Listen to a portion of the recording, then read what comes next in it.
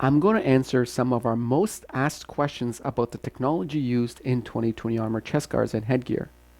How does the sensor work?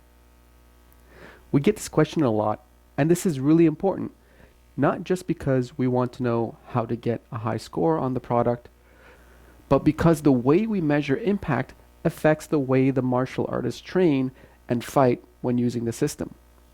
2020 armor sensors are unique in that it's actually made out of a protective foam, similar to the normal foam protection in your conventional sparring gear. And it is this special foam that reacts to your impacts and lets us measure your hits. One of the reasons we like this technology is that it is a full field sensor, meaning that it is continuous throughout the entire area. So there's no cold or hot spots on the body or the head. Anywhere that is colored on your chest guard or headgear scores just like any other. Okay, so how does it score? Does it measure pressure, force, work, power, energy? Well, we get information on some of these qualities, but the sensor and the scoring algorithm aren't just looking for any one quality alone to come up with your score.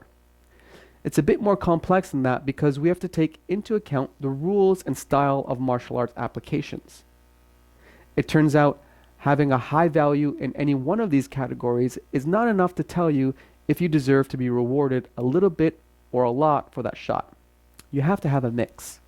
So here are the top 3 things you need to know about scoring on 2020 armor. The first is compression. Compression means that you have to hit the sensor with enough impact to actually squish the foam. This helps us differentiate between real hits and incidental contact like clinches, pushes, and grazes. In addition to the amount of compression, we also look at the speed of compression. A hit needs to be both strong enough and fast enough in order to count, and both are taken into the calculation of the score of a hit. This is how we give preference for attacks that really damage the opponent over the attacks that simply move the opponent like a cut kick or a push kick. The second is surface area of the impact.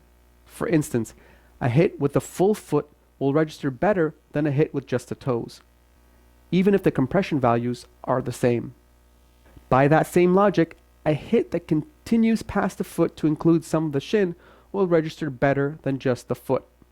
This helps us give preference to the attacks that are made with more commitment, rather than those repetitive toe tap techniques that can be a real nuisance. And the third is deformation. Taekwondo practitioners might recognize this as a throwback to the old idea of trembling shock.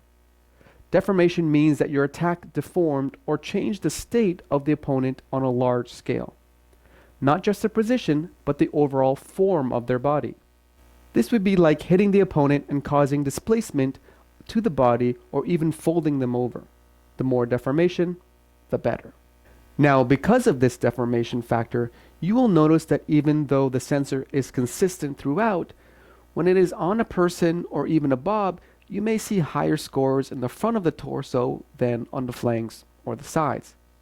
This is actually because of the person wearing it and the fact that people are cushier in the gut than they are in the ribs or the back. This does not mean the fighter can influence the score that the opponent gets on their attack. Try to keep in mind the idea of natural damage in the scenario. If a player is hit with the torso, is relaxed, they're going to naturally take more damage than if they had properly braced or used good breathing control. So remember that we aren't objectively measuring the attack as much as we're measuring the damage the attack did. And there you have it. To satisfy and balance all 3 of these factors to score well, hit hard, hit fast, and commit to your attacks. And you will be racking up massive scores in the ring and in your training.